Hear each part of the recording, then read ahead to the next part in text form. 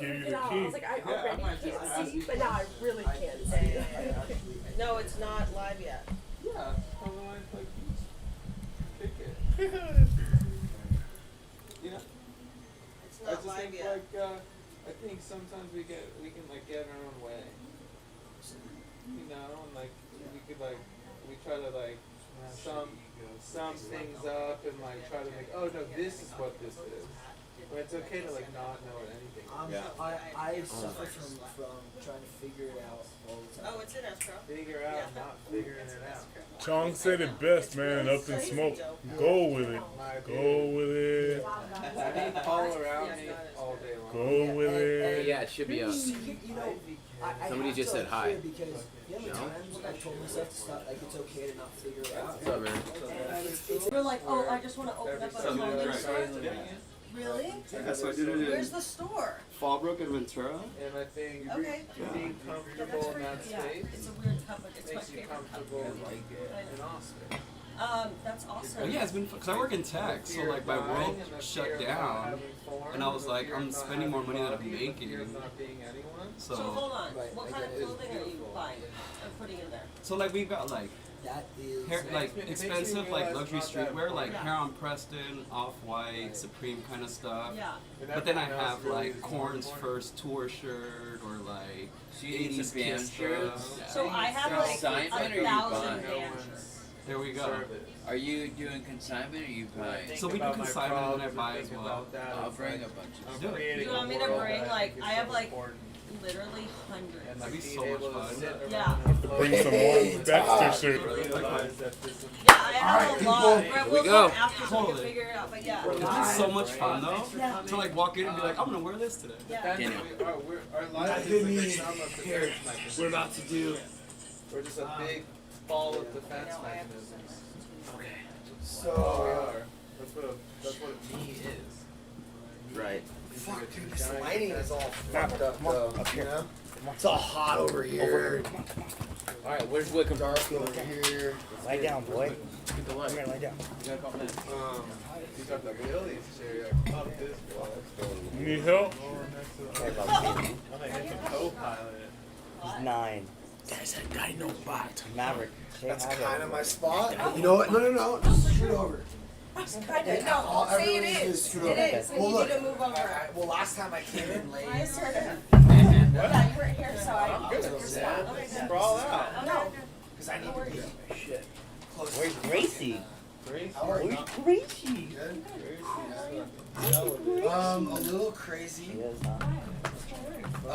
I just like publicly called out this dude yesterday, and now just again acting out some anger. Doing it for attention. Fuck yeah. Which is healthy. Fuck yeah. But it's not. Things aren't just for one thing, right? There's a lot of things, right? You're just wanting it to be. You just want it to be about attention. No, it's my truth. I asked, yeah. It's my truth. That's, And you I'm said sick some and tired fighting of words, man. motherfuckers. I'm sick and tired of people getting passed. You call somebody a Because they have bitch, those are power. fighting words in my hood. Numbers or like, oh, sorry you about know what he said? He said to Tim, he said, every word out of Pat's mouth is $1 out of Tim's pocket. What do you Yeah, say? that's So, you know, Wow. What do you say? you know, Agenda Yeah, Network. right. He's given us. He hired us in the beginning when I was starting Ridge. He's a big dog, and he texted me yesterday some fucked up shit about how me and my dad are of inferior intelligence because this whole Trump thing. I'm not like voting for Trump, but I just don't know. Right. So the way we were talking, whatever. So I just basically said I tried to call him and he didn't answer my call. Here, let's all get up. We're gonna scoot this cushion back. He's just guys. What? So let's just push it back. No. Just Wait, push were the you? cushion. I caught you talking about community earlier. Yeah. That's a dope platform. It is, right? Ashton Kutcher went in on that. You did? What's Yeah, up? we just did one for. Oh shit, we Nice. even posted the fucking story. I did. No, to my. I invested in a competitor of theirs called Superphone, but the So concept is awesome. so Yeah. Mike, That's how you do you want to grow do like a monetization quick? around Yeah, community. yeah. It's So really cool. so. And it's cool because you can just set unlimited shit. all So we're day, about to every go day. live soon on Mountain Meeting. Check my I got YouTube so like channel. this homie of mine. Yes. Patrick Ridge. We're literally about to He go was like, he puts out live. an album, sells 500,000 copies. Like puts 5 out another album. minutes? He's like, how do we target those So come join us, Patrick Ridge on YouTube. 7:30. Yo, I'm not doing a Why you makeup messing? tutorial. Yeah. Just So, Album? yeah, this was like 6 years ago. Oh, right? okay, So I'm okay. saying like what inspired him to build this platform. So he was like, I'm just gonna give my phone number out. So he started giving his number out, and then built a database. And his follow-up album, he just released it to his super fans through the text. Yeah, it's smart. And so marketing-wise, his label, which is himself, Save the Fucking Fortune, Right. just had the same impact. Yeah. Yeah, community's great. Yeah. I hate it. I mean, it's for Jason, so it's fine. Yeah. Wait. So, yeah, he bought it. I was just like, he was like, you know, I will love her. What did you say? No Billy Boy today or what? Wow, no Billy. He's been fucking. Uh-oh. He's been kind of on like a weird tip lately. You know? Mercury's retrograding. Can we just break that? It's a tough day. Did that just break? I'm legitimately cracking up. Can you give him a hand? I'm cracking up. I don't know what to do. Need a new bulb now. Take a deep breath. Oh yeah, the connector. There you go.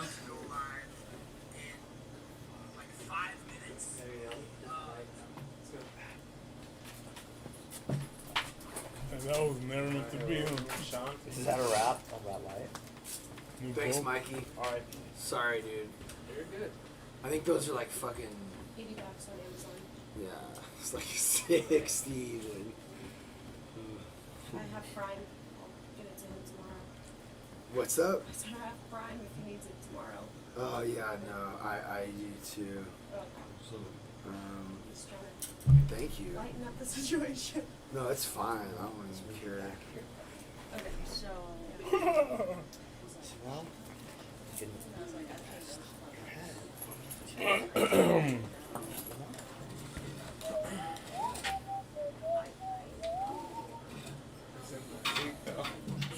chill in here.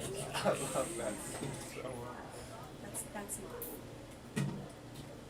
He told Tim every word out of your mouth is $1 out of Tim's pocket. Shut up. Yeah. That's you gotta give it to him. That's a good quote, bro. Well, he's the best. Right. With that shit, bro. Oh my God. I think Brills might be coming. Sammy's supposed to be coming and do the podcast. You know Brills? Hey, brother. Well, but his new thing is You want dude, have you heard some of that? Yeah, I just told you the name. Do you know him? Yeah, we hung out at Yeah, he's Jason's. like Yeah, he's awesome. the most amazing. He's doing sound baths now, like 6 sound baths, Oh, so you meditation. know about that. Oh, I wish he was coming, bro.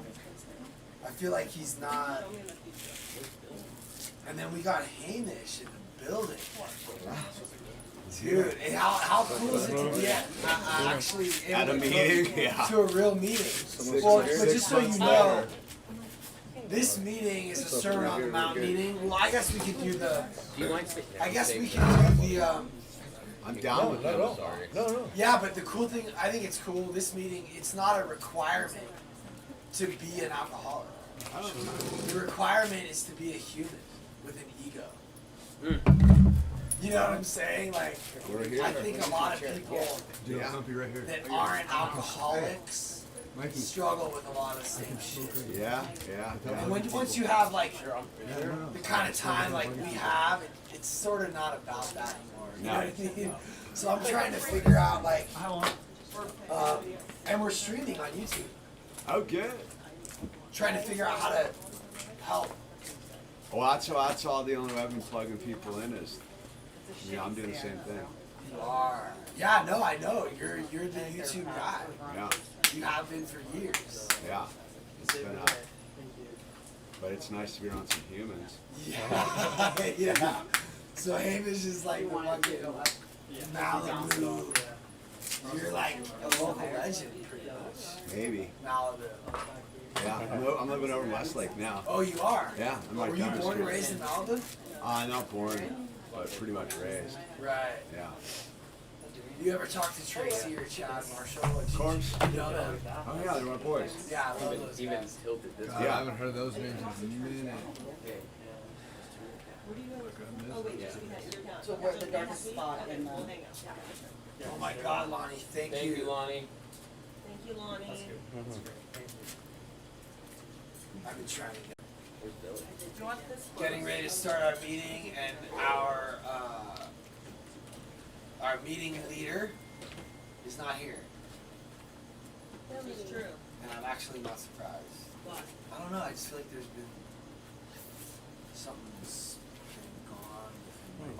Did anybody else pick up commitments? I know I do cleanup I'm the timer. timer. We got snacks in the house. That's where he was really. That was his real thing. Yeah. Just making sure it runs smoothly and people that have commitments can fulfill. All right. So who's on the timer, I am. and who is? I think we do like a 4-minute meditation. No, yeah, we do, but I just want to delegate Billy's commitment as far as like running the meeting. You got a book? Well, Bev's here in the chair, bro. He always says, "Raise your hand if you're gonna speak." Yeah, that's your book. That's your book. Yeah. Keep your shares. Well, we got a pretty good group tonight. I guess 4 minutes, right? 2 and 2. 2 and 2. I'll hit the timer at 2 minutes, and then you have another 2 minutes. To And you share. get Nope. 3 shares the whole meeting. Necessary crosstalk if you have to crosstalk, not just blurting out. Hey guys, does it sound better? Yeah. I'm just curious because we have this new little mic here, and we've been it's been a struggle to get the sound right because I mean we were rocking those 3 directional. This is better than the Shures? Yeah, because it's not that Shure mic is like a Condenser, directional right. condenser mic, and we were using it for like the wrong. So I was hearing the crickets like super loud and like the AC. We actually need to turn the AC off. But yeah, I think that this is. I mean, they're probably not gonna know. That's a good I think this is gonna be better for everyone. Let me turn off the AC. So can we just check on Billy, someone? I did. I already texted Thank you. you so much. Did you reply or not? Nope. Not yet. Okay, that's better. That sounds better. What?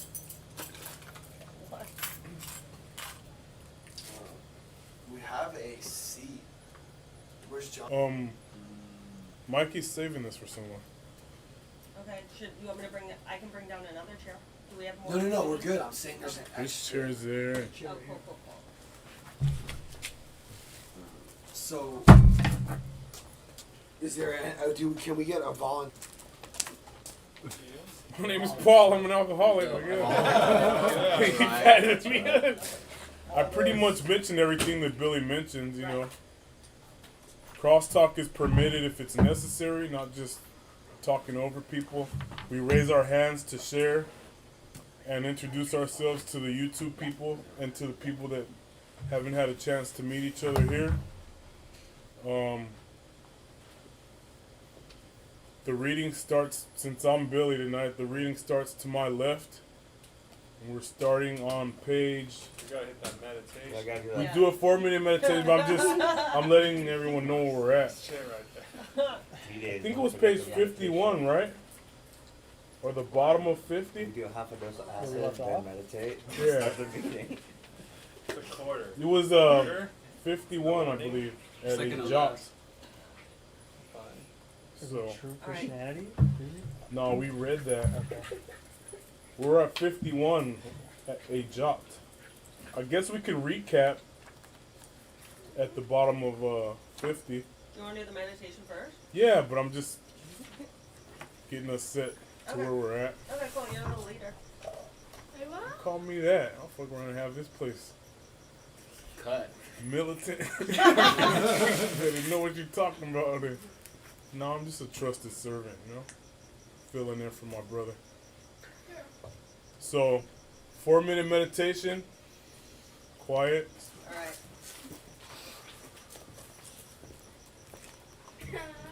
Take it.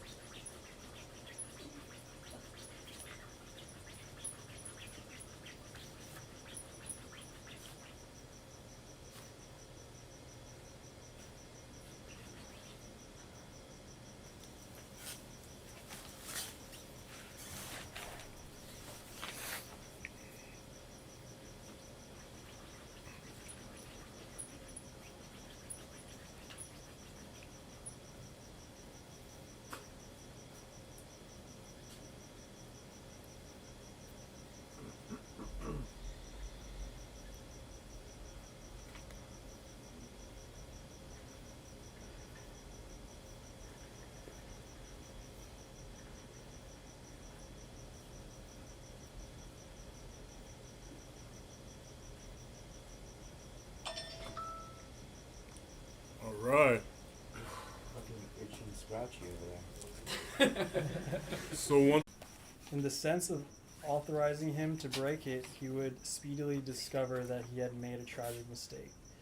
The more spiritual knowledge that one possesses, the more severe is the punishment which he brings upon himself by any infraction of the moral law. The Christian cannot afford to be less careful than others in observing the whole moral code in every nook and cranny of his life. He has, on the contrary, to be very much more careful than other people. Indeed, all real spiritual understandings must necessarily be accompanied by definite moral improvement. A theoretical acceptance of the letter of truth might go with moral carelessness. Greatly to the, it is utterly impossible to make any real spiritual progress unless you're trying your very best to live the life. It is utterly impossible to divorce spiritual knowledge from right conduct. If you want to summarize on that. Well, Yeah, I mean, it's a lot about like action Find and that. Where is it? It's just right here. See? It's my sponsee. He's in Liberty House in rehab right now. All right, I'm off the hook. You want this There he seat? is. Billy! Billy! Bro, I was worried about you. Billy's here. I got caught at the I work. thought you abandoned us No, not and yet. turned your back on us and threw us away. Yeah. Here, do you think that we could, Billy, Take come my sit next to spot. Delaney. Take my spot, cause I was Here. pretty much I took. oh, no, Your no, no, job. Billy, can you just put your chair right here? Yeah, yeah. Just bring that chair that you're sitting in. I had to take the role of leader, so I don't like being in charge. I start cracking whips, Well, dude. thank you for stepping up, bro. No good from this. I'm a ball buster, dude. Fuck, give me some power. Especially with this book. Do you know where we left off? Do you know where we left off? We just read the bottom paragraph of 51, bottom of 50, top of 51, and he's summarizing right now. yeah. So they're saying that you can't live a spiritual lifestyle unless you live a good life and live an ethical life. I've kind of always separated ethics and religion, just because I always felt like we should know right or wrong, regardless of whether we go to hell or heaven. You know, I always thought if someone was doing something good only to reap the spiritual benefits is really like a good action. But I think that in general, ethics, being correct in ethics, is a matter of like positivity, you know, and that's what spirituality, most of it is about, is like positivity. You never want to be a negative influence on someone's life. No one's ever become spiritual and then been a negative influence on other people. So yeah, I just thought that was interesting, and yeah.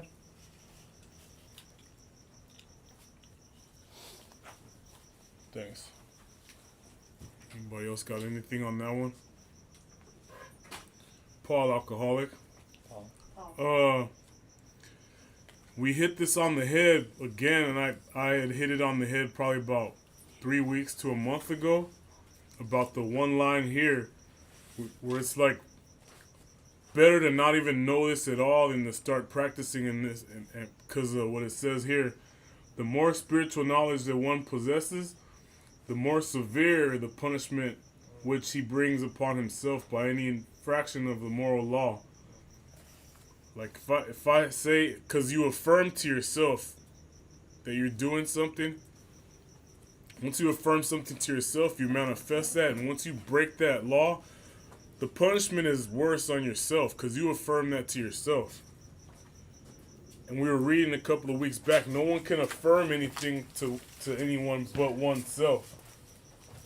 Like the key tag says, to thine own self be true. We can only be true to ourselves. It's pretty much saying that. And something else hit me right now. In the throat?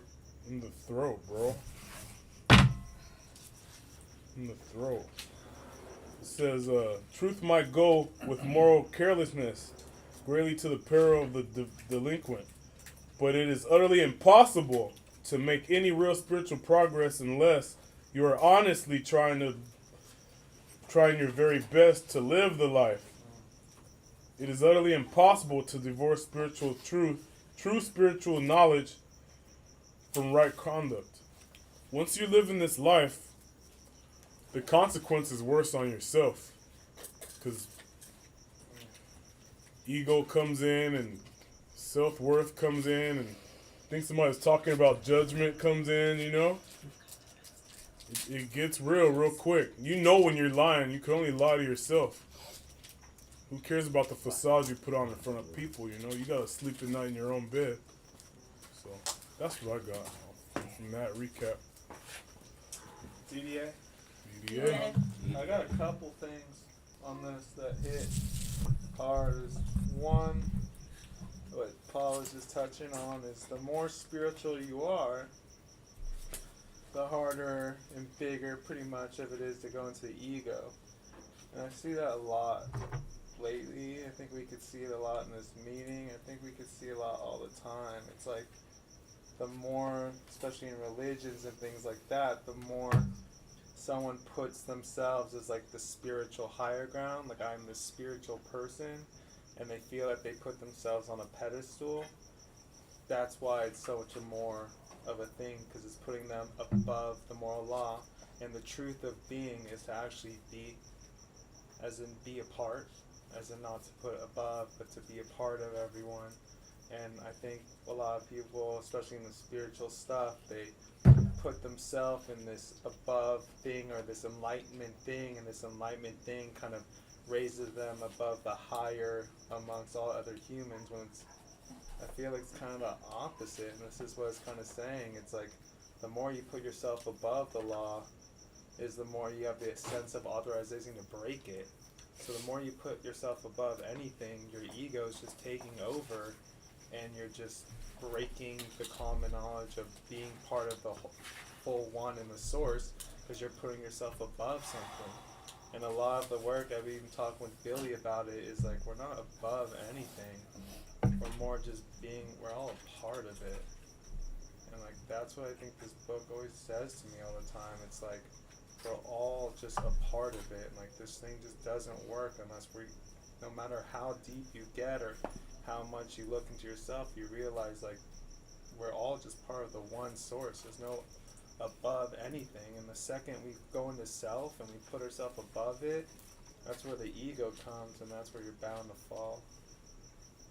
That's what I got from it. Yeah, just to like build on that, I thought Wickham, that there's also like a below, you know, because like I do that a lot, where I'll just be like, I'll put myself below someone as soon as I meet them, right? And like it seems like there's nothing ethically wrong with that, like that is my right to do that. But I remember like a few years ago, I had a friend who was like flaking on us because he was in a bad mood, and my grand sponsor was like, he's being selfish right now. And I'm like, isn't that his right to like be in a bad mood and like be by himself? He's like, no, because if you're above, you're being selfish, and if you're below, you're also being selfish, because you're hindering your usefulness to others. Morbid reflection hinders our usefulness to others. Wow. You know? So yeah, I just want to point that out. I like that a lot. I wanna jump on. Who are you?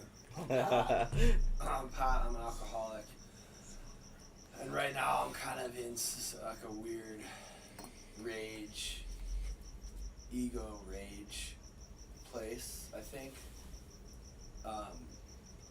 Like I've always loved like Rage Against the Machine, and Zach he had this lyric, "Anger is a gift."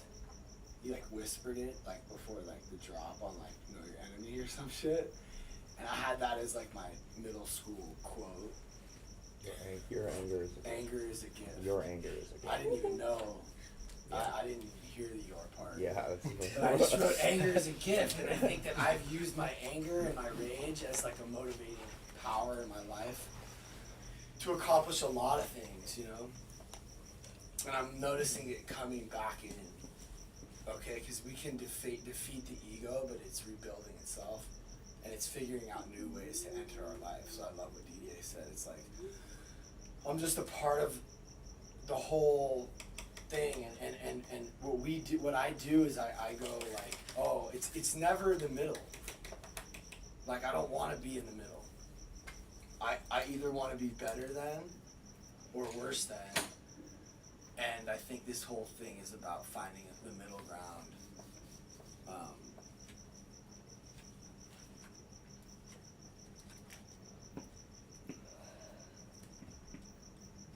What is that with ego? Why does ego, what is with the extremes? I think that, I love this, I'm an egomaniac with an inferiority complex. I really identify with that one, and it's like, no, like, let me listen. But I also know certain things, or at least I think I know certain things to be true, but I just always want to be open to that. But it's hard sometimes. Yeah, thanks.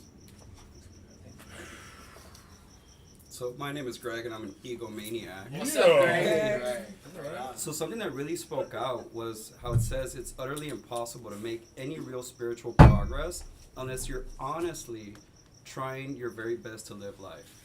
So what that tells me is like I need to eat what I cook more. So it's easy for me to like shell out advice to people, but like I need to like apply it to my own life as well because I know better.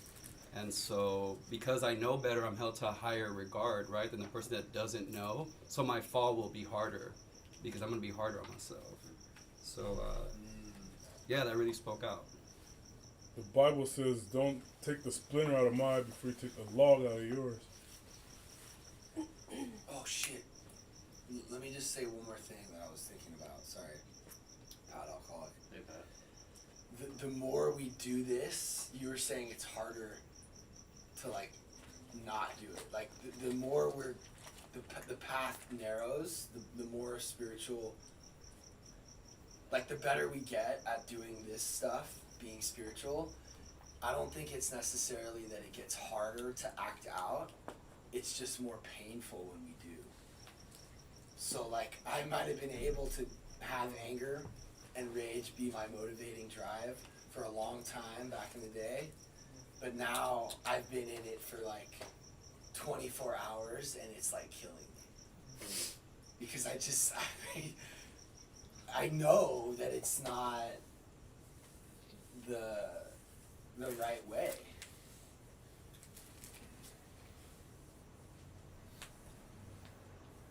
Billy boy. Good boy. Philly alcoholic drug Billy. addict. Good boy. You know, I think I just read this yesterday morning, and by yesterday evening, I was thinking to myself, I want to give up, like, selfishness and self-centeredness. I almost always have selfish motives in everything I do. You know, I don't share it, but just the way I treat certain people, the things I do, the decisions I make, the way I feel, oh, poor me, that's selfish, like, you know, why me or why not me, or, and I thought to myself, man, I would really like to just give up all of it. All this sense, like we talked about that all the sensuality, all the eating or girlfriends or all these outside things that I feel like in the absence of them there might be something wonderful, but can't really I think I'm gonna give it a shot. Try it, but I don't know if it's possible. Because I do believe there's something better behind all that shit. And so I was just thinking about that last night. I was thinking, is that realistic? But why not? Why not give it a go? I mean, I've never been able to do it before. Give but- what a go. Alright, I'm just gonna be honest. So the one thing that is still part of my life, sorry ladies, can I just be honest? Yes, I feel like there's yeah. more women present now and it's a little harder to be honest. Right? Why? So you know, I used to be just riddled with defects and perversions and addictions, and most of that's gone. But I still sometimes, you know, gotta look at the porn and clean the pipes, you know. And it's not like it used to be, but it's just like a purpose. I gotta get this done because it's starting to like, you know, bother me. And I'm thinking even that, because I never feel good about that, and I think about that industry, and I just think about all the shit. And I gave up food pleasure because I had to, and I don't have a girlfriend. I haven't had sex in like 2 years, and but it seems like the more I get rid of these things that are so instinctually like just hunter, you know, the better I feel and the better I do in other areas that are more important, like being a dad and making money and providing and making good decisions for others. Like you say, it's service. dude, I was saying that all day. How may I best serve thee? I even did it on my TikTok. How may I best serve thee? Which, if I'm serving God, I'm serving everybody, right? And I was saying that many times today, and it really just bring me back. Oh yeah, this is what also byproduct makes me happy. When I truly, but it can't be selfish. There's always selfish motives. It has to be like unselfish. You know. Anyway, that's all I got. Thanks. Thanks, Billy. Thank you, Billy. Thanks, Billy. Can I quote the 12 and 12? Paul Alcoholic. This talks about, this goes through 4, 5, and 6, and now we're in 7, where it talks about humility as a way of life. It talks about a force feeding on humble pie. So now it says here, but when we have taken a square look at some of these defects, that's step 4, have discussed them with another, that's step 5, and have become willing to have them removed, that's step 6. Our thinking about humility commences to have a wider meaning. By this time, if you've done this, or maybe need to do again, in all probability, we have gained some measure of release from our more devastating handicaps. We enjoy moments in which there is something like real peace of mind. To those of us who have hitherto known only excitement, depression, or anxiety, in other words, to all of us, this newfound peace is a precious gift. Something new indeed has been added. Where humility had formerly stood for a force feeding on humble pie, it now begins to mean the nourishing ingredient which can give us serenity. And the reason I touched on that is because it talks about taking a good look at yourself in here. And that's the inventory process. So your worst handicaps become to be a gift because you can go to your power and get those things released each time, and it becomes less and less and less and less the more you're ready and willing to face the ego and have it released, doing that step 4, 5, and 6 process. And you can live in step 7 with humility as a way of life. It starts to talk more about that in here, but I'm not going to take all you guys' time. I think I'm 3 shares in now, so I want to save some fire for you guys. Thanks. A Hamish alcoholic. I'll jump in here. Hamish. You know, we live in this interesting time, right? And it's a lot of outward, and people expressing the lower emotions out of control, like talking about the spirituality and how you have to hold yourself accountable seems to be this large, I don't have to be accountable for my actions because there's a greater reason to be unaccountable, and somehow it's been justified. And as a person who used to be of rage and anger and all these things till I did get sober and found God, I really, the revolution starts at the dinner table. It just comes down to that as the revolution starts at the dinner table, and I have to get to the dinner table first, and I got to get my kids there before I worry about anything else going on out there. And I see a lot of out there, and people haven't healed in here. Like, I have to heal. Like, I'm pretty healed. I'm like 10 years sober. I did a lot of prime time, a lot of different spiritual stuff. I'm very solid with God. I've taken care of my deviance, if you will, and I run a pretty clean life with my son and my family, and I went through the fires and chaos, and I'm in this good place. But at the same time, I do have this, Pat knows, I have a giant YouTube audience, or not giant, and I've been exploring the anger and this uncontrolled anger outside. When I look at it and I film it and I watch it, I go, it's people who haven't solved their own riddle, and they're inflicting it on everybody else. And it seems to have taken a space because we're all in this together, but somehow that's all been lost track of the thing. And I've been traveling around being a witness to this violence that somehow has been justified, and I think there's an element of godlessness and lack of spirituality, and it's very concerning. But then again, that's ego, right? Because I judge it, and it is the outside world's a reflection of my inner self. So the conflict truly is within me, making peace with destruction, right? Like I have to make human nature is destruction. Like I see a lot of people out there fighting for these things, but they haven't made peace with the serial killer is contained within inside of me. I am the Hitler as much as I am the Gandhi. And I've had to heal that. Like I contain the ultimate level of violence, and yet I don't need to ever portray that. I've made peace with that self. That's why I was an alcoholic and stuffed all those feelings in this thing, and so I have to hold myself to this balance. But I realize I'm dependent upon all these outside people, right? Like I live in humanity. I am part of humanity, and I'm dependent upon them to keep their cool.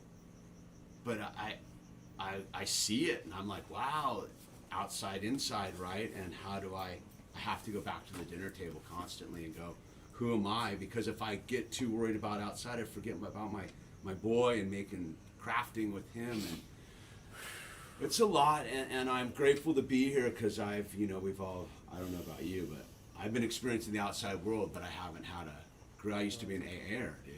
Yeah. I'm not an AA-er anymore, dude. I'm a spiritual being in a play of good and bad right now, and where do I fit in it as I'm the observer of this inside thing going on outside of me, and how do I stop that train from rolling? Well, I got to stop it inside of myself. So do you stop? Do you close my eyes? So I have to live by that. The thing you brought up is the more I'm spiritually in tune, the further I have to fall. And I see a lot of people in that struggle if they haven't elevated their spiritual things. So they don't have that far to fall, so it's easy to inflict violence and chaos. And I can't risk that because I'll drink. And when I drink, I'll lose my son, I'll lose my wife, and I almost lost them all because of fire. You know what I mean? But I'm in control of my own destiny because I trust God. And I'm just grateful we're here talking about God, because it makes it good. It's going to be okay. So I'm truly grateful you're all here. I'm really grateful you're here too. It's really cool to have you. I always liked your shares at prime time, and this is attracting people. I don't even have to reach out to people. Like you're hitting me up. It's really pretty powerful because of social media. Thanks, Hamish, for sharing. I mean, it's this thing I've been working on, talking about, is like the external, right? Was like this, all the fucking chaos, all the suffering, people dying, politics, segregation, the judgment, and it's like so easy to be like, them, me, them, and like, I've just been seeing, like, when I'm in that place of, like, who am I to say, like, one is God and one's not God. And when we're all God, and, like Hamish said, it's like, oh, it's me judging this outside world as not being spiritual or not being part of it, when I truly believe, like, there's, like, this analogy is when you go into the wild jungle, it seems like absolute chaos. There's shit going around, there's fucking everything. The actual jungle has a natural cadence and harmony that works into it. It's its own ecosystem, and it moves in harmony. And that's the harmony. It just looks like complete chaos to us. So I have to put my faith in God and being like, just as much as like the good and the spiritual and the selflessness in these meetings is part of God, just as much as like my ego judging this chaos, the pain, the suffering, the difference, the wars, the murders, that's also God too. And we're just part of it. And like, we have to look back, and everything has its dharma, everyone has their dharma, and everything has its karmic way. And we gotta just, like, for me, I just gotta stop putting the segregation aspect into this shit and putting it more together. That's it. Thanks. Thank you. Thanks, Lydia. Anybody else? It's like usual suspects here. Will you check that Kelvin? Yeah. Wickham's gonna check our Calvin. Well, if there's no more, the next paragraph is to the left, so. We don't wanna go. Yeah, I don't have my She's glasses. like, give me that. No, we can keep going to the left. Okay. A jot, the Greek iota means yod, the smallest letter in the Hebrew alphabet. Yod. The title, Really Little Horn, is one of those tiny spurs of projections that distinguish one Hebrew letter from another. The thought is that not only the letter of the moral law is to be kept, but the minutest detail of the letter. We have to exemplify not merely common morality, but the highest standard of honor. Breaking it down to compounds. You have a summary for that? Or anything Anything? that says to you, or just anything you want to share in general. Remember, we don't. If you have anything you want to share, it doesn't need to be about the reading. Also, I just want to give people that freedom to just say whatever. Yeah, I mean, I don't really understand. Yeah, this what paragraph's it- kind of burnt.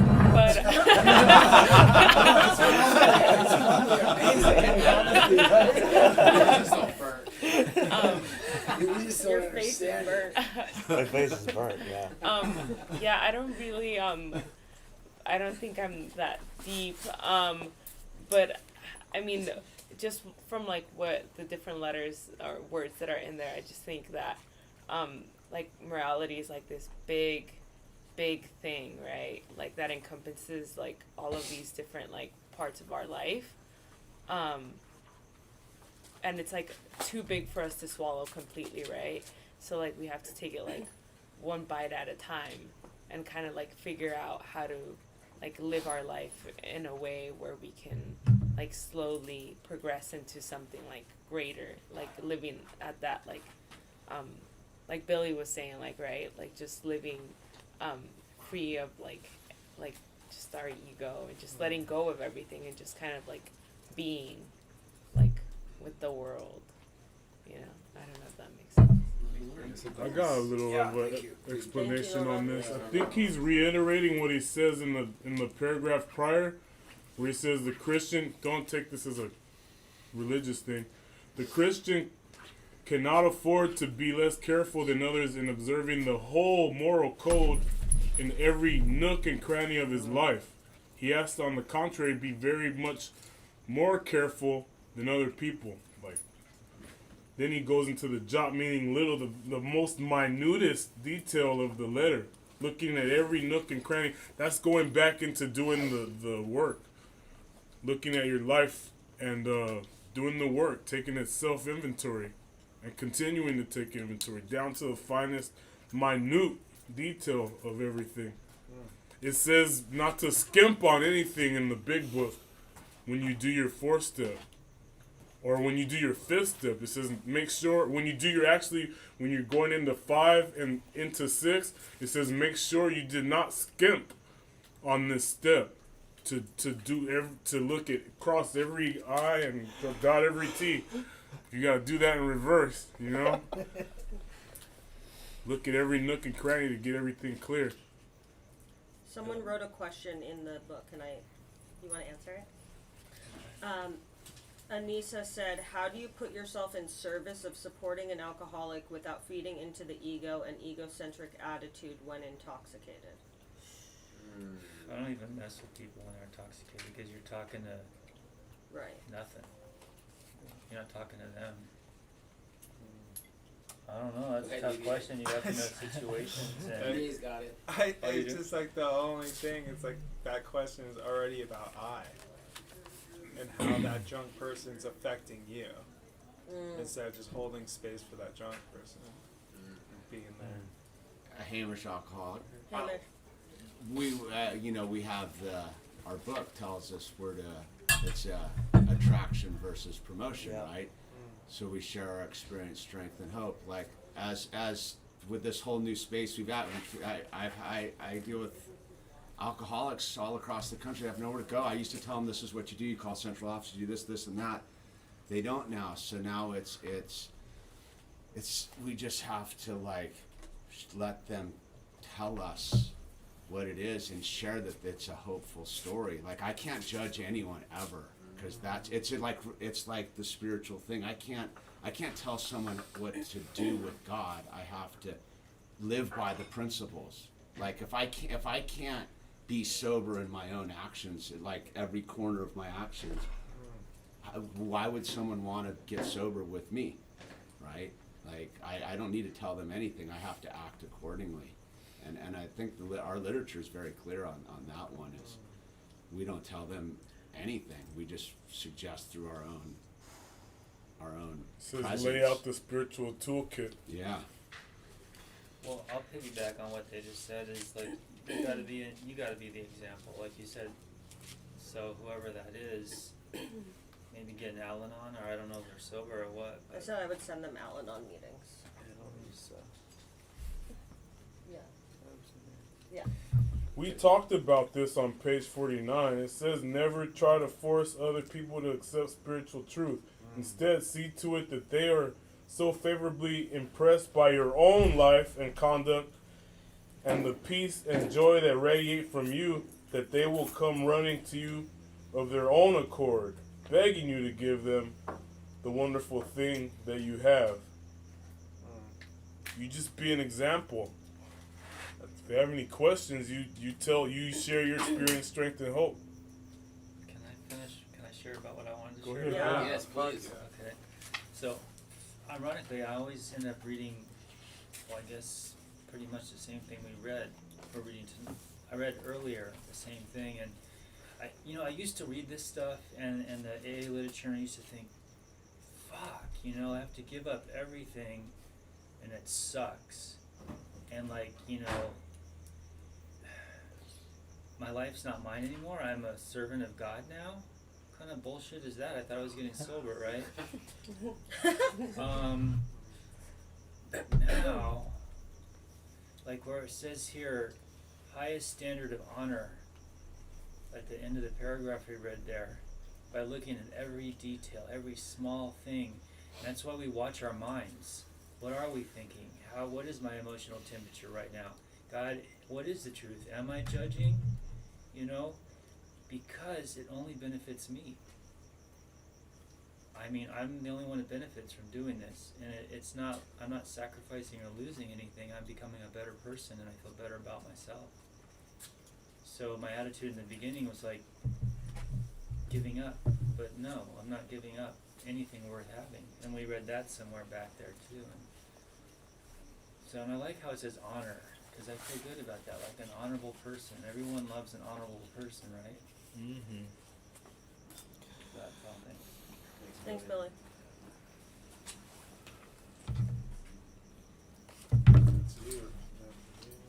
No, it's all you. What's the back row? Hey, way to be a leader.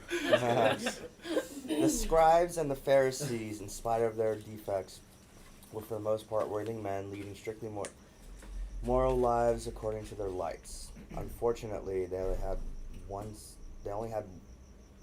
had only the letter of the law, but that letter they usually kept in its entirety, rigorously doing their duty as they saw it.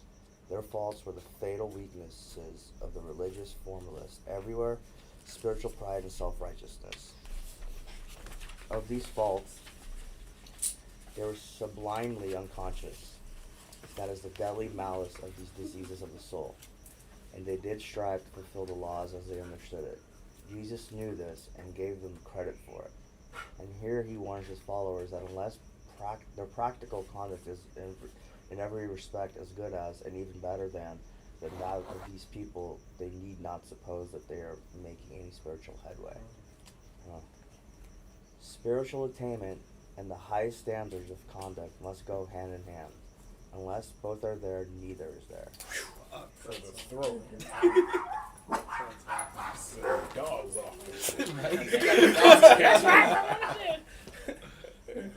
I mean, that line, I don't even need to share. That last line says it all. Spiritual attainment and the highest standards of conduct must go hand in hand. Unless both are there, neither is there. You gotta walk the walk, right? If you're not living a life of appropriate and meaningful and healthy conduct, then your spirituality isn't in line. And I think it goes the other way too, right? If you're living a life of bad conduct and malice, then there is no spirituality.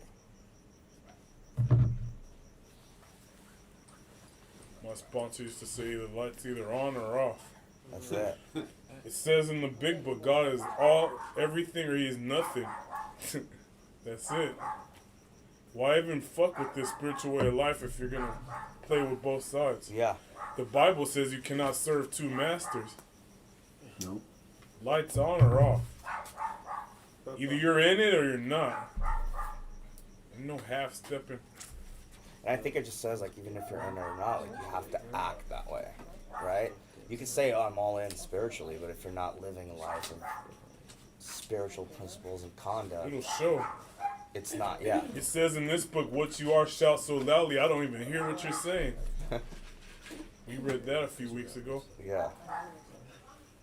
I think I've made all my shares. 5 of them already, huh? I'm done for the night. I'm toast. For sure you are. I'm toast. I don't know. Anybody else want to share? My name's Michael.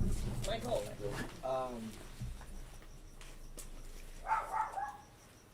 That, you know, for me, like, 10 years ago, I was a very different person, right? And it took a lot of just chaos and trying to get better and eventually realizing that I had to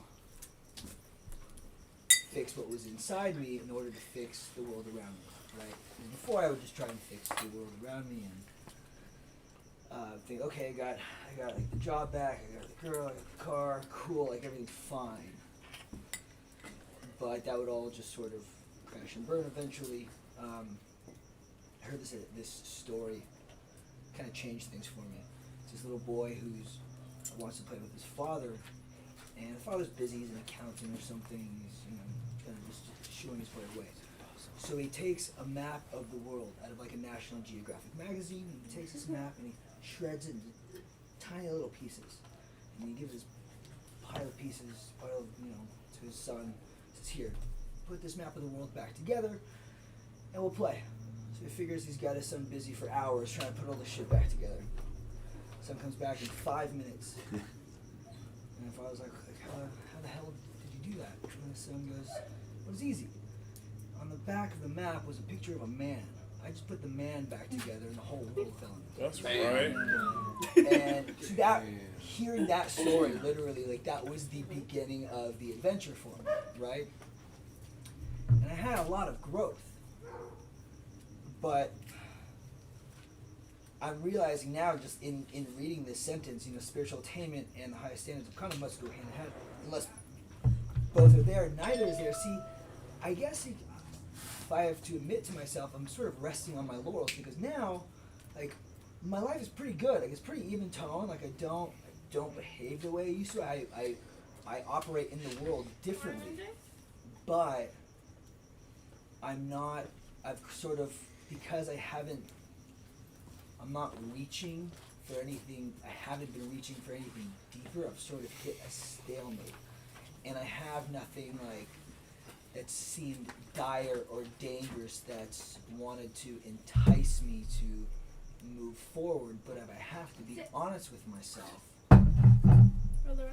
I'm getting sick of just where I'm at because I don't, you know, it's the simple things. I'm just irritated more, you know, like I stub my toe more because I'm always in a rush and I'm not being patient and like that. I just sort of, I'm getting in my own way. My world isn't crashing and burning and I'm not like wreaking havoc, but there is chaos.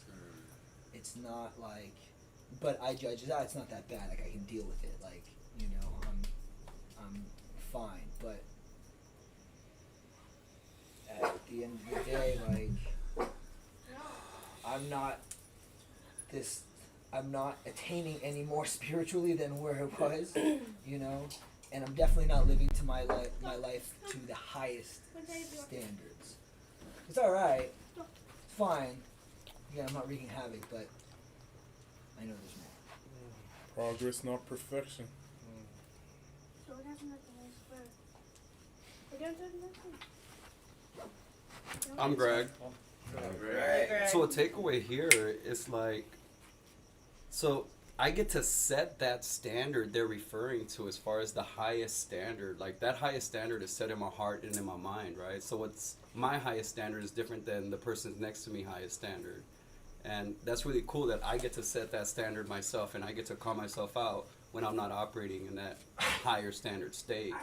You know, whether it be like hitting anger with anger, like I know better, right? So like if I'm dealing with someone that's angry, me reacting in an angry way isn't gonna solve anything, right? But that's me operating in my highest standard. So it's awesome that we have the free will to set that standard.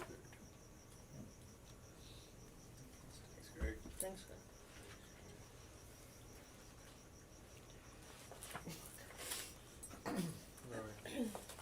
Oh, cool.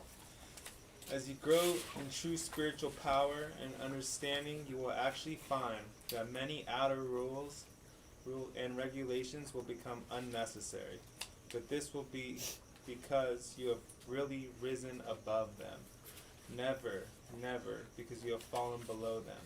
This point in your development, where your understanding of truth enables you to dispense with certain outer props and regulations, is the spiritual coming of age, when you really are no longer spiritually a minor. You will cease to need some of the outer observance that formerly seemed indispensable, but your resulting life will be purer, truer, freer, and less selfish than it was before, and that is the test. I mean, it just, this and the Pharisees paragraph before, to me, it's just hitting on that same thing that we were just talking about. You know, it's that spiritual pride and like self-righteousness, and it's always like all these things just speaking like the me aspects of it, and like the spiritual righteousness is like, no, the way we live is right and the way they live is wrong, and that's why they fell, because they tried to segregate, they tried to separate society. For me, I just got fucking tired. I'm just tired of like living in the me. I like feel you, Billy, like it's like this shit that we cling on to, and every day I'm just like, the more I find myself clinging on to shit or being super fucking upset or trying to make all these expectations of what the fuck is going on to be a certain way, and it doesn't turn out to be a certain way, so I get fucking pissed off. I just like have to like step back and get out of me. Because when I'm in me, I think a life should go a certain fucking way, the way I need it, and that dog should be fucking scratching when I'm meditating. All the way I feel like life should be, because like the way I should, no, it needs to go the way I need it to go. But when I just get out of fucking self and realize, nah, there's a bigger, harmonious situation, and like that dog scratching is like, oh, that's work, that new moment, the dog scratching, let's work with that. Kid playing with dog, let's work with that. This meeting, like, let's work with that. Not what I think should happen, just let's work with that. It seems like it just helps me get out of self more. And I think the key to like happiness for me is not to be in self. That's it. Thank you. Thanks, DDA. Thank you. DDA. That's what's up. New moment. Look at that. New Yo, moment. that's what's up. I love that.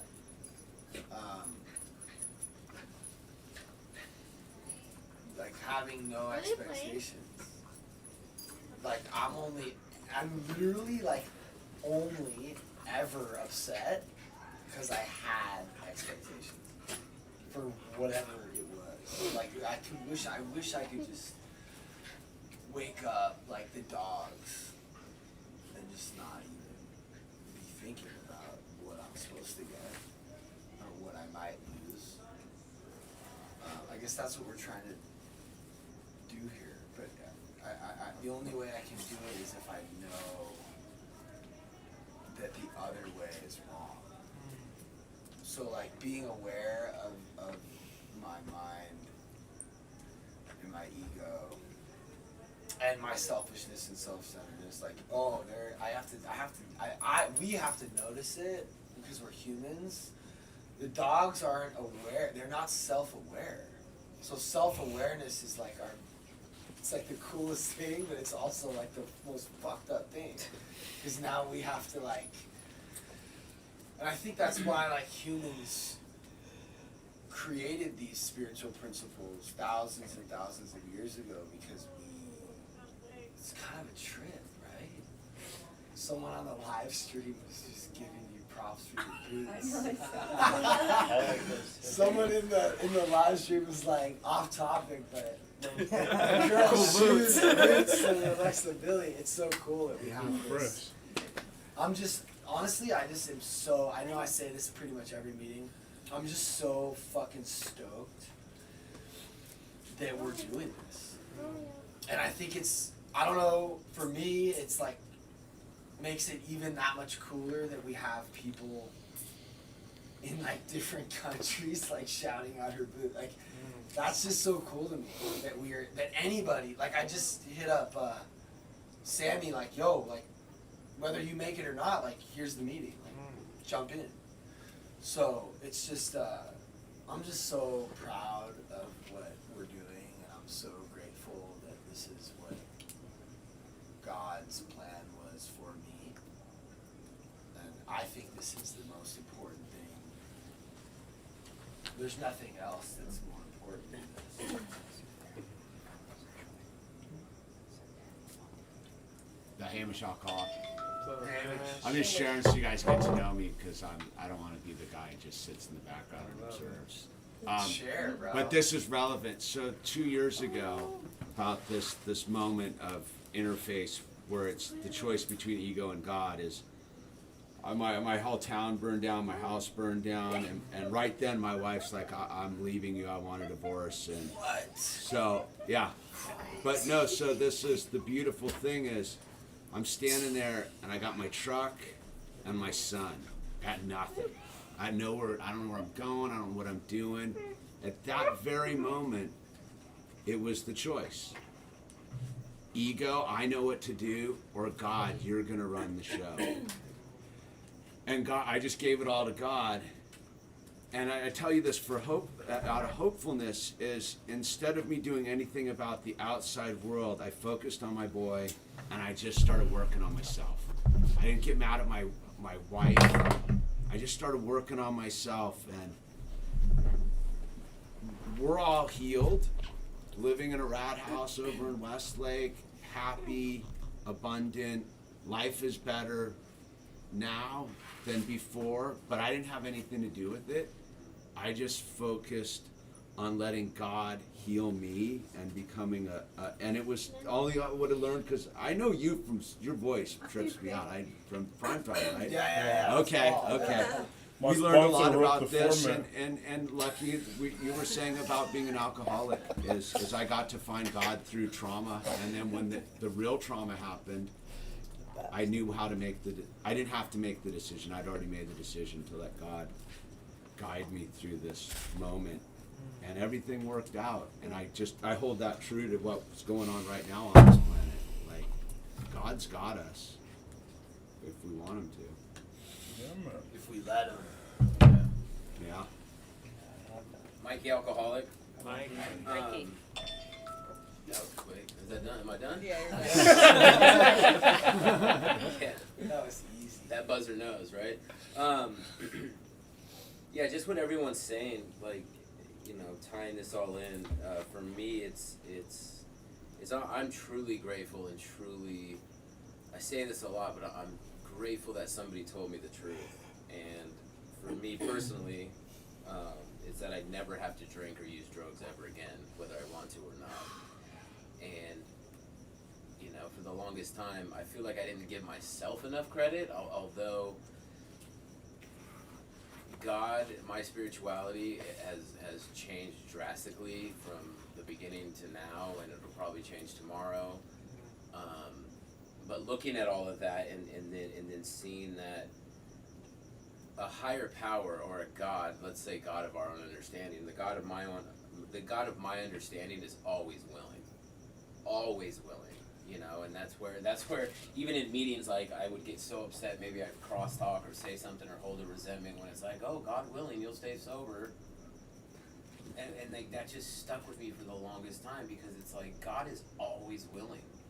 You know, it's like he just said, like, we're in this fucked up time, things happen, life happens, the dog, the cat, everything's going wrong, but we're still all here. Everyone is here right now, and all these people online are here with us. And this is the truth. This right here, this meeting is greater than myself. You know, and it goes back to, you know, it talks about the point in my development. You know, I'll take this personally and say, you know, truth enables you to dispense with certain outer groups and regulations in the spiritual coming of age, when you really are no longer a spiritual minor, you know. And it's like, man, like, I don't want to be a spiritual minor, you know. But we all fall short of something.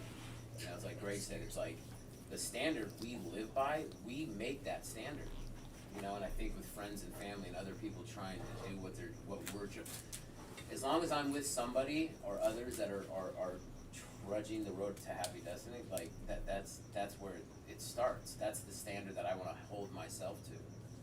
So, like Pat said, I mean, I'm grateful. Like, I'm grateful to be here, to get this set up, to stress out a little bit and make this a good meeting for everyone, you know, and myself, because this has saved my ass in the past couple months, you know.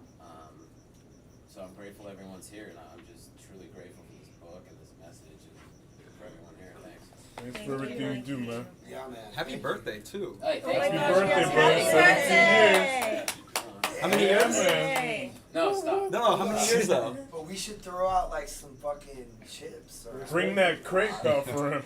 17. I know, I wanna 17 do some years. more. I was gonna go to central office, man. What's up with that? It's just a day at a time. So Mikey has Mikey has A nice 17 gold years. one like this. Mikey has 17 years. Yeah. Yeah, but like yesterday, October 17th, couple days ago. 2003. Throw some of them pita chips at him. Yeah, somebody grab a handful of them. A long time. I know I don't look past 25, but you know. You know what your gift is gonna be? What? You're gonna get chips for the meeting. Or wait, he's already doing setup. I'll get chips. Yeah, no. I'll he's go to doing it central now. office. Yeah, so next time you come, just bring like, we can keep them in the thing. We should do like 30 days, 60 days, 17 years. just all the chips, right? Yep. That'd be dope. Yep. Yo, what if we could make like custom like learning to lose? Yeah. Yeah. You could. That's so funny. No, that's what we're gonna do. Make them out of wood. I like that. So we gotta talk later. Yeah, man. Cause I'm just gonna say real quick, I'm Pat, I'm alcoholic. Pat. Share now. I was having a really crazy cool conversation with Steve. Oh, get fucking emotional about this shit.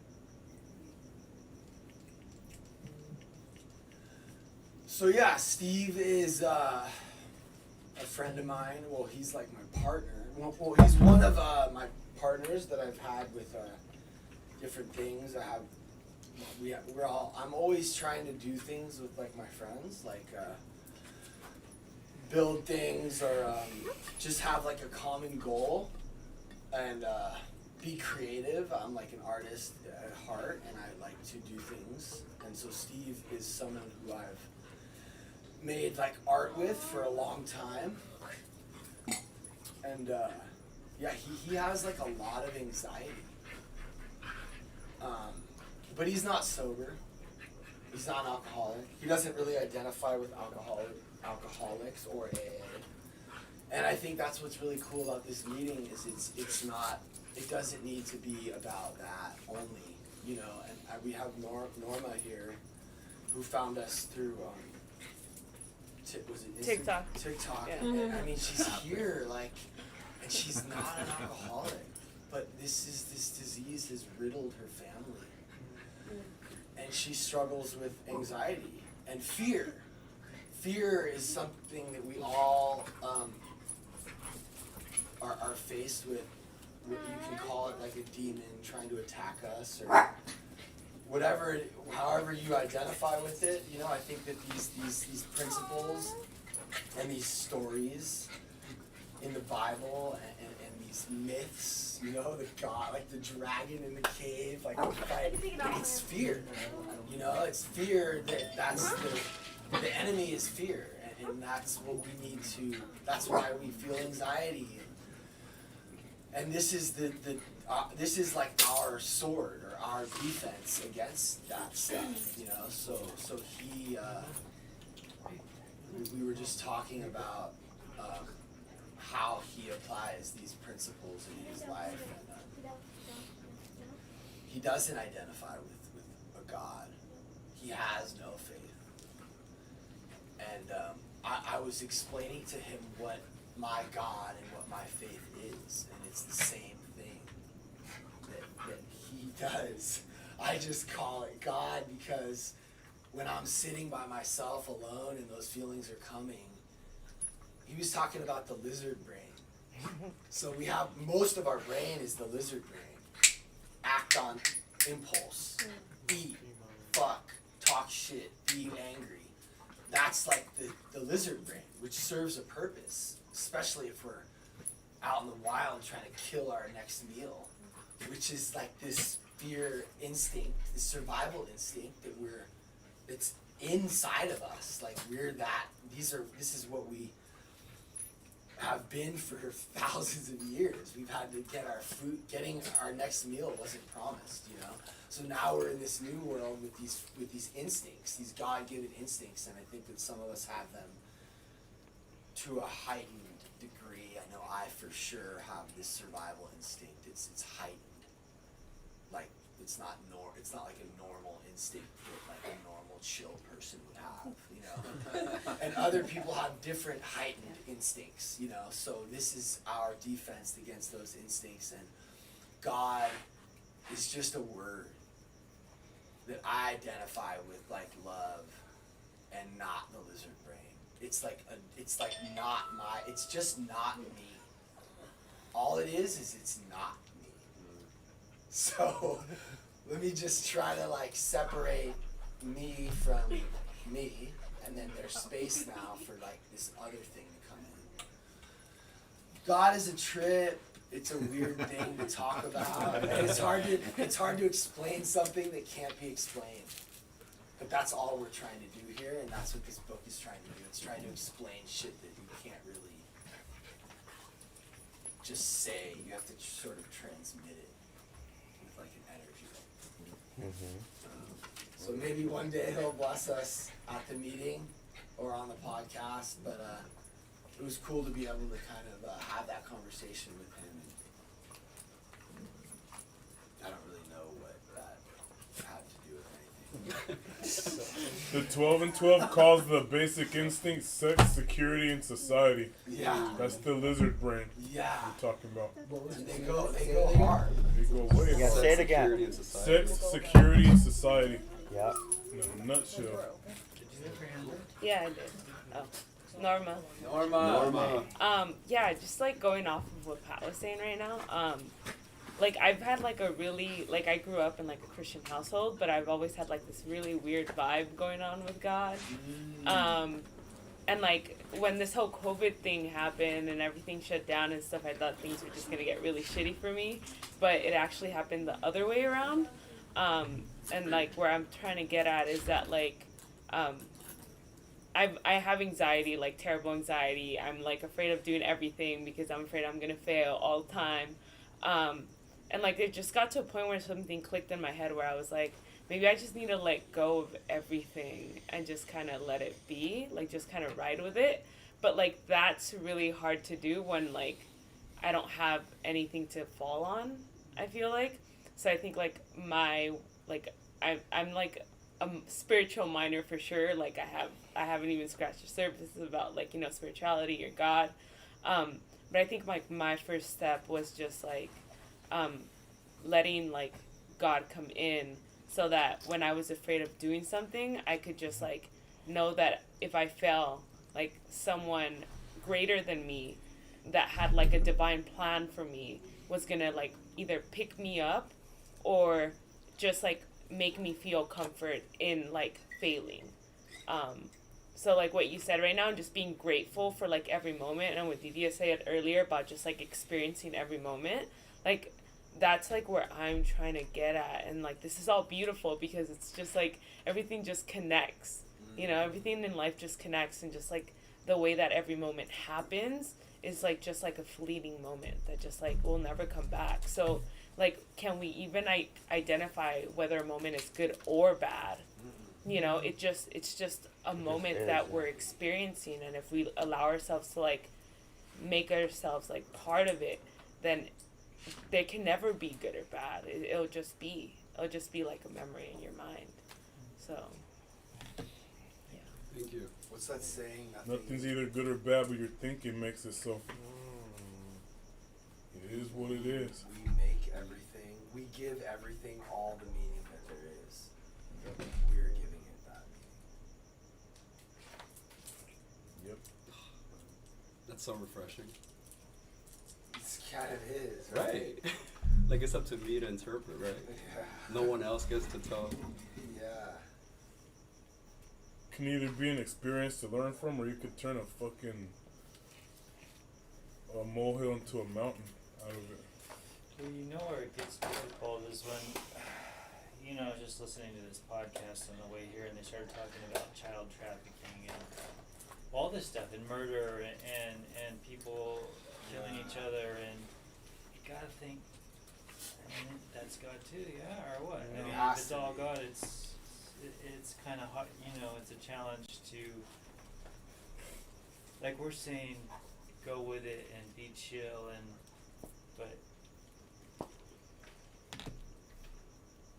I think acceptance.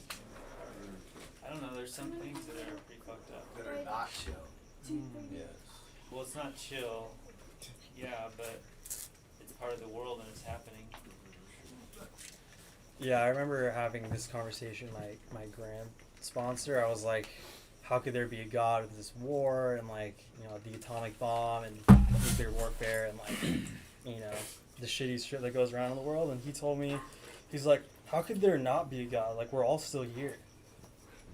No matter how much humanity is like fucked up or like we did anything wrong, like we're all still here. So like, how could he, you know, not be around? I had to answer that question once at a meeting, and my answer was from this book. Why does God allow things like this to happen? Because blessed are those that mourn. You should be so lucky that you could go to the God and say, thank God this didn't happen to me. Or you can go to that God and pray for these people and be so lucky to not be in their shoes. And be so lucky that you could mourn and cry and go to something higher than yourself to get this power from. Blessed are those that mourn. You know? You're blessed if you're crying or you're in a bad situation and you're going to the power for that. That's a blessing. That's why God lets bad shit happen. So maybe you could feel lucky that you're not in those shoes. Well, what if you are? If you are? What if you are in those shoes? You know, like, that's the truth. You're still blessed to go to that power. You can still go to that power. Yeah. Ryan, going off what Paul just said right now, you know, this past week for me has been a really tough fucking week. I lost a really fucking good friend of mine. And he was battling the disease for a long, long time. And he lost 10 years of sobriety and then he lost his life.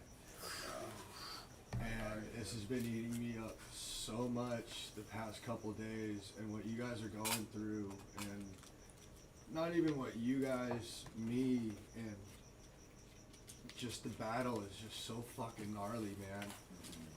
And if I could say anything to anybody on the computer, if you need help, ask for it. There's somebody there that will listen to you. And I just wish I would have listened to my buddy just a little bit more, just given just a little bit more advice. You know, maybe he would be here today, or who knows, man. But that's all I gotta say. Is it For sure, man. someone that Sorry, we know, Ryan. or? Nah, it's a dude I used to play baseball with from Torrance, and just a good friend of mine. And So, the thing about that, and the pain, and the killing, and the war, and the suffering that's happening, it's like, I don't even know what, like, light is unless I have experienced dark. And, like, yin and yang, and, like, this, like, we don't understand things because our minds are, like, finite, and this God thing is infinite.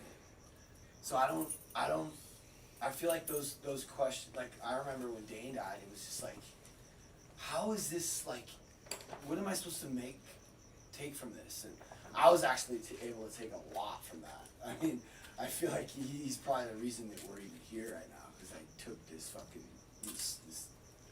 I applied everything I was doing to, like, this song he wrote, and, like, all the shit he was saying, but, like, yeah, it's just suffering. Life is suffering, and I don't actually, I kind of want the struggle, because I don't feel, when I overcome those things, that's when I actually feel good, and like, I don't know, it's like, it's darkest before the dawn. And You have a reason to be grateful. yeah, so I mean, I think that we just need both things, and Pain is the crazy, man. touchstone of spiritual growth. Gus. I've also been thinking about like fuck, what if this person, I'm not saying your body, but like, what if there is a heaven and a kingdom where there's like no pain and no suffering, like your buddy got to go there before you did. You know what I mean? Or why are we so selfish that we're like, oh, all this shit is happening to our planet or us right now in COVID? Like, what if God's plan is Earth in 2 million years? You know what I mean? And like, we're just a part of that journey that needs to happen, right? Like, look what COVID's done to this world. We are, dude. You know, like we're just cruising, and God's got this. It's not only our life. That's our plan. God's plan. You know. Yeah.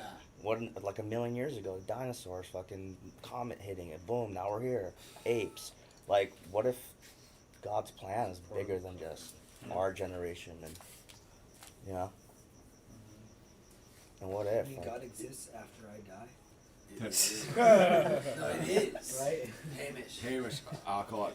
It's just on that note, but it's something that tripped me out when I heard it for the first time. I was listening to this pastor, and he was like, what's God's number one attribute? What's his biggest attribute? And it's super clear, and you'll be like, it's the first sentence in the Bible. God created, like, heaven, the whole thing. So God's number one aspect is creativity. And if we're created in his image, we're supposed to be, that's why what you're doing is radical. That's why we're here.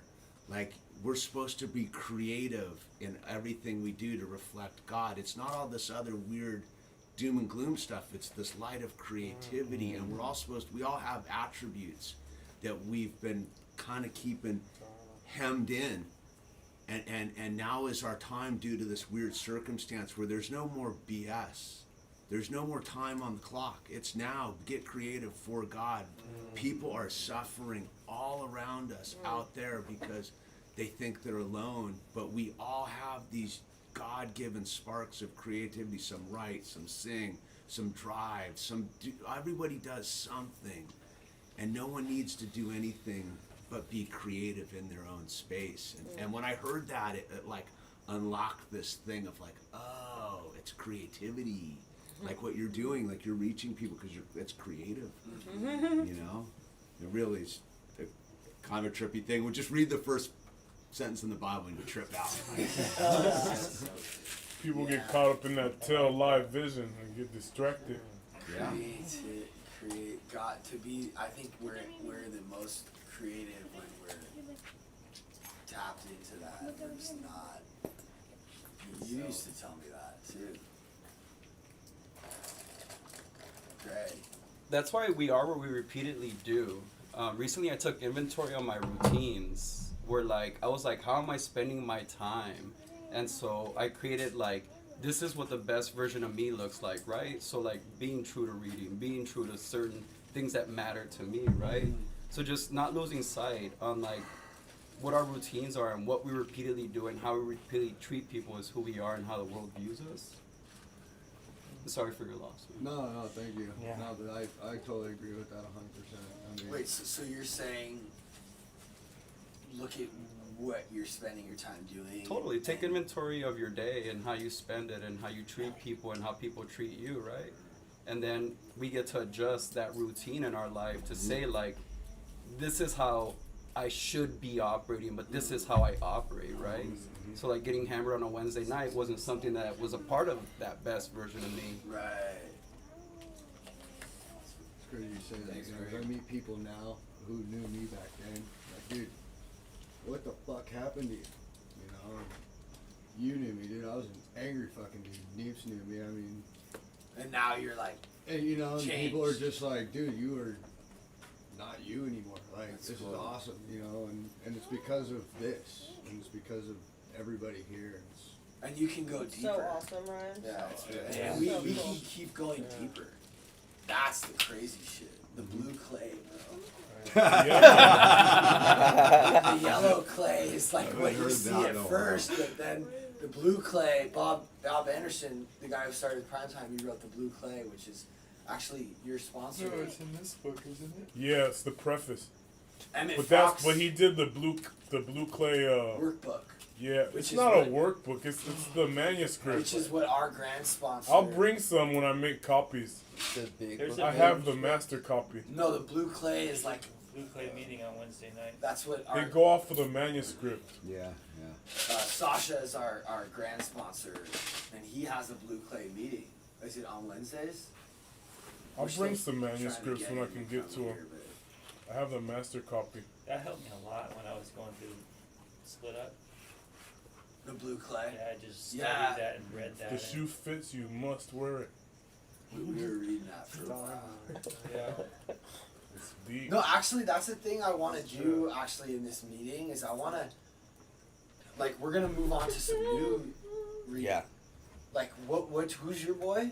Ram Dass. Like, maybe we should fuck with some Ram Dass. Ram Dass. Ram Dass. Like when we're done with this, you know, I want to check new stuff out.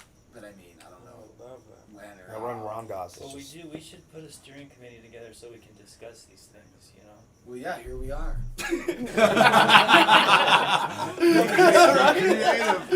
Also in the preface of this book, it says, "Don't think that everything can be assimilated in one reading." No. So It it's must be 8. gone So over look, and we have over. like 5 minutes left. So we should talk a little bit about that because I feel like Gus so eloquently put it earlier, it's getting a little burnt.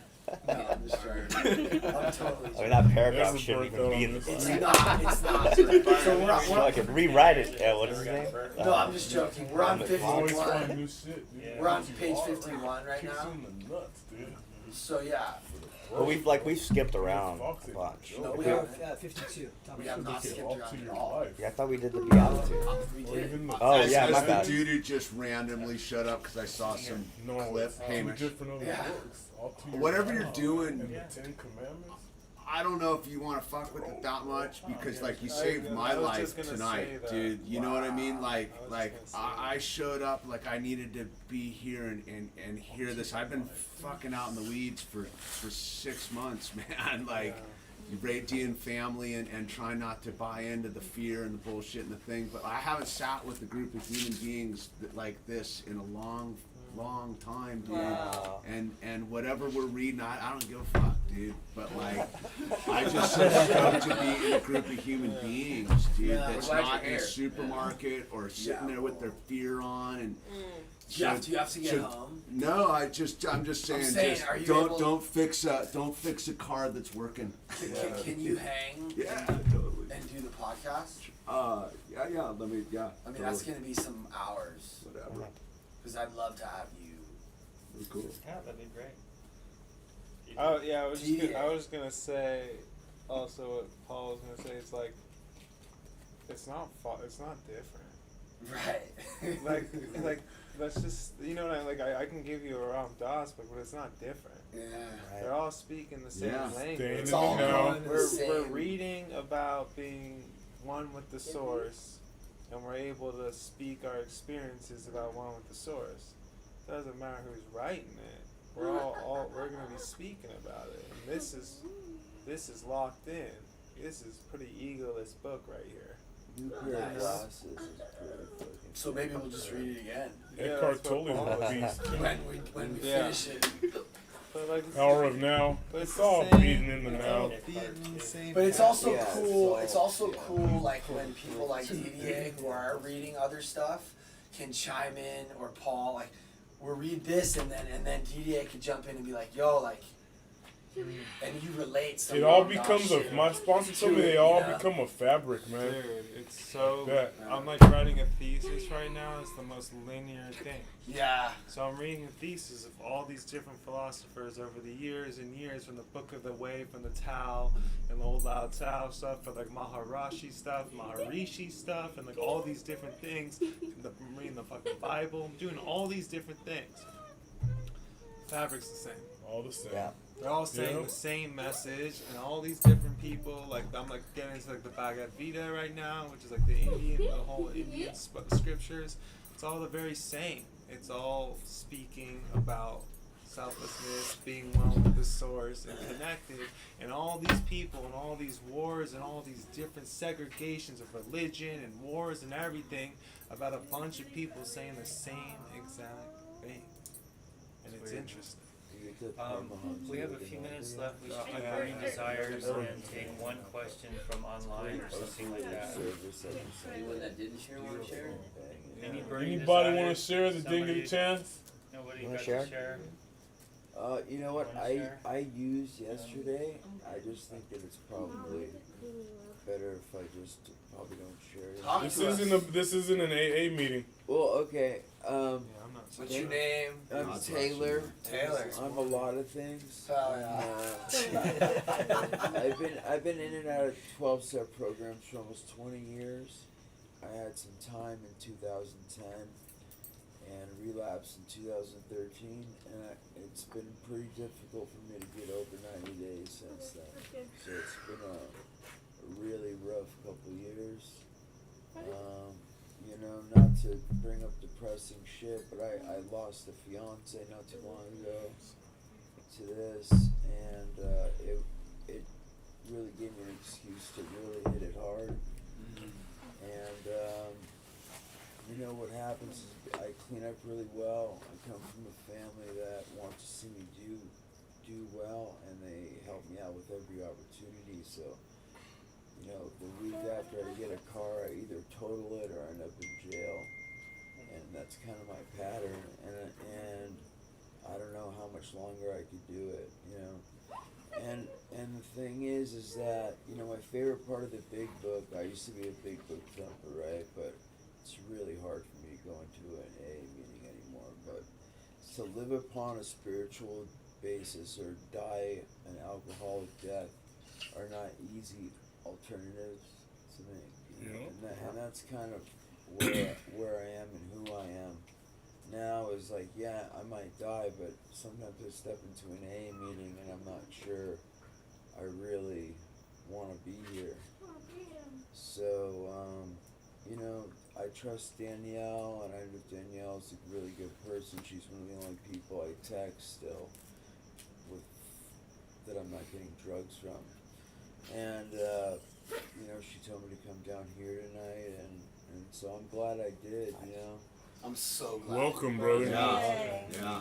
I'm like really excited. We need people like you here. Yeah. Appreciate it. Yeah. Danielle is like saving lives, bro.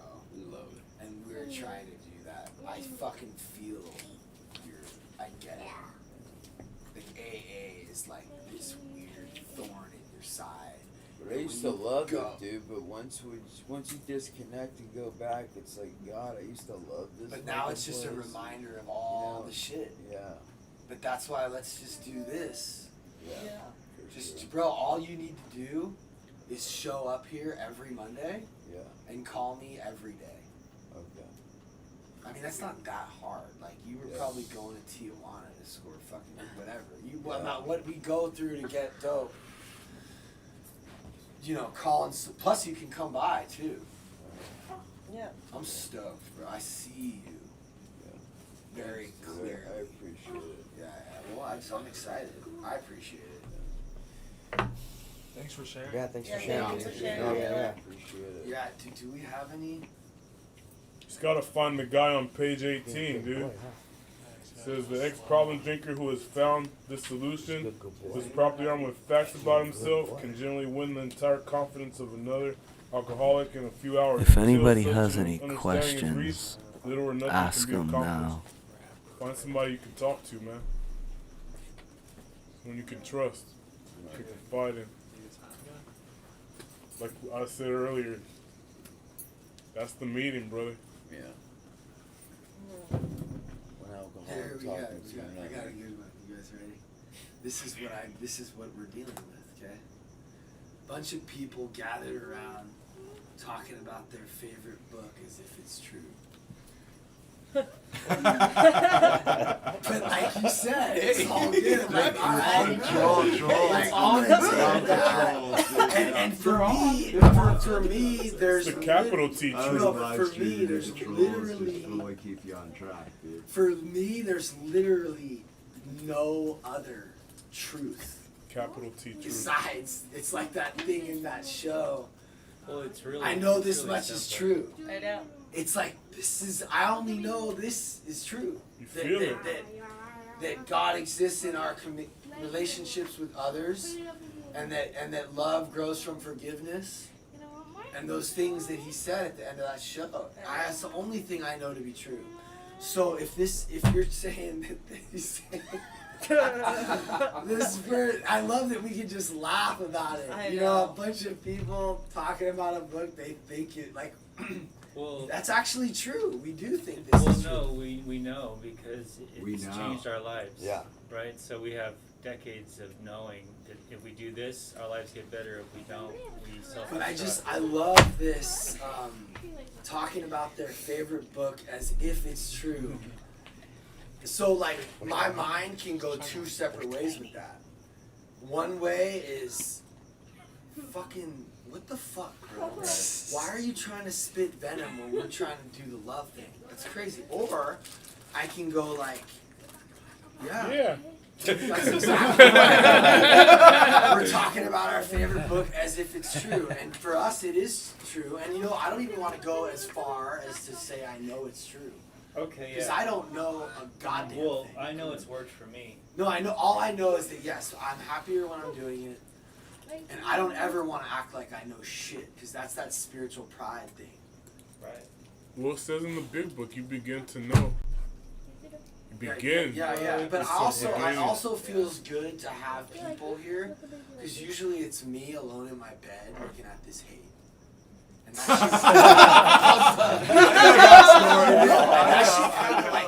that shit starts to burrow in my brain. Can I?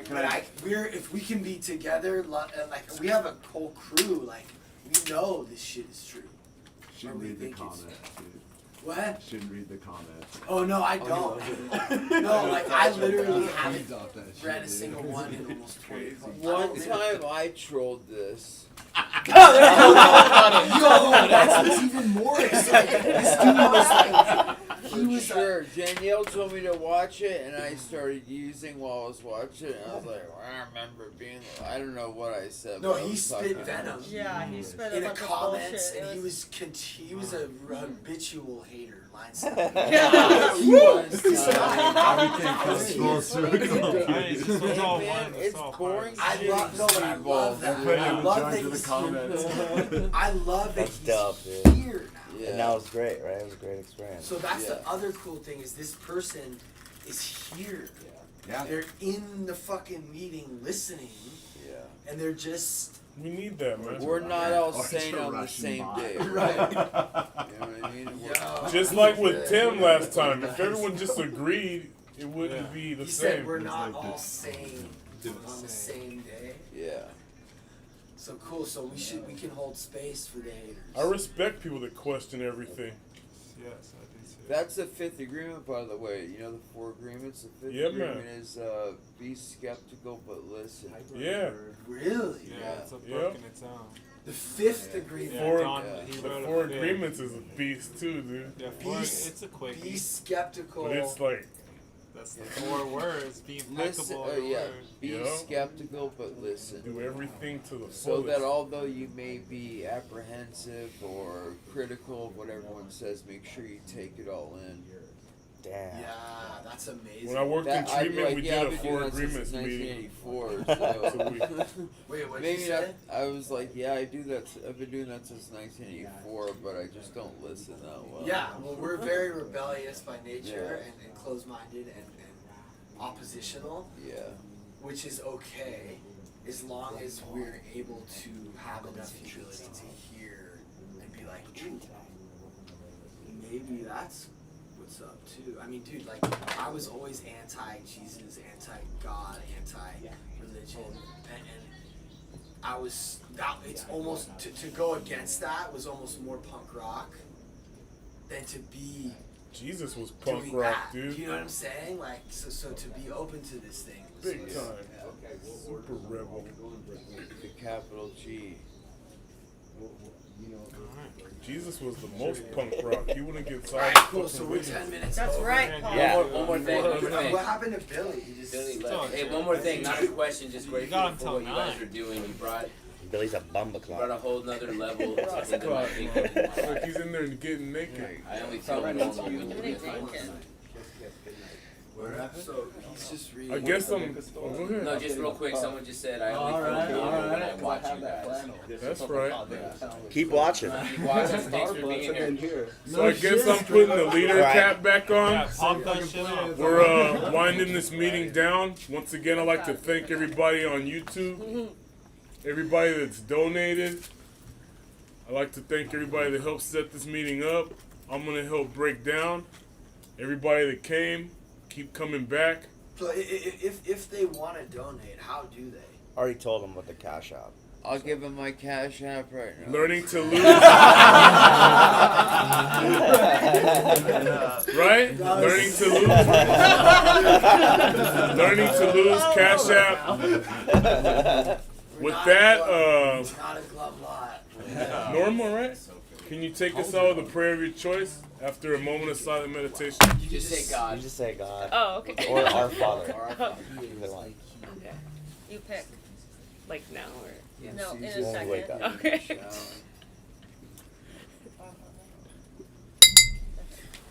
Moment of silence for the person who's still suffering, and then we pray out. Okay. God. God, grant me the serenity to accept the things I cannot change, the courage to change the things I can, and the wisdom to know the pity. Keep coming back. It works if you work it. If you work it, fool. Dude, this is so much. Wait, you can, how did you get it? Sit. I'm just listening to it. Danielle. That's crazy how it's better. Danielle, you want to crack these open out there? Oh no! Oh no! And then you know what I felt bad. Thank you. Everybody wants some. You guys are jealous? Oh look. take it home. I gotta give those. I don't want to make it if nobody wants it. This is. Yeah, so if you want some water or something, or snacks. Oh yeah, pet the dog. Nice. Pleasure. Yeah. The pressure of I know, it's so happy. we need to be a man. It's like matter the boss, but it's like so seen. And we're held to a higher regard. Well, we've been convinced that we're supposed to roll over. And all around they're cowering and all these men are struggling. Cool, yeah, thanks for sharing, dude. No, thank you guys. Yeah, we're gonna have fun. Hey, I'm really glad you're here. Do you need help with anything? No, not at the moment. Someone's gonna help. He's gonna help me. No, you're good. Chill out for a minute. Nelson was like that male to male, like checking each other. Well, it's also, and when we're not doing our getting our electromagnetic energy. You know what I mean? So they keep us 6 feet apart. Totally. I had to be here, man. Thanks for sharing. Thank you. Mike, Look forward to seeing you again. Congratulations to you, Mike. You know, so food like all outside these or what? people that have Where they these start now breaking everything up? financial, stuck at home with the kids, the wives, all the problems they have, magnified times 10 if they don't have any of what we have. Like I said, the first time I've really hung out with a bunch of people and since this began, dude, it's crazy. The energy's good. Hey, thanks for stepping up tonight, bro. Yeah, I was fired up when I heard your voice because you laid the shit down. Good to see you, dude. It's been a while. Shit, bro. Yeah, dude, it has, man. Yeah, no, I was like, about dude, my life, I know that voice. Wait, you know. Yeah, but no, just how you laid it down. I was like, oh, I know that. That's full grown? It is. Oh, okay.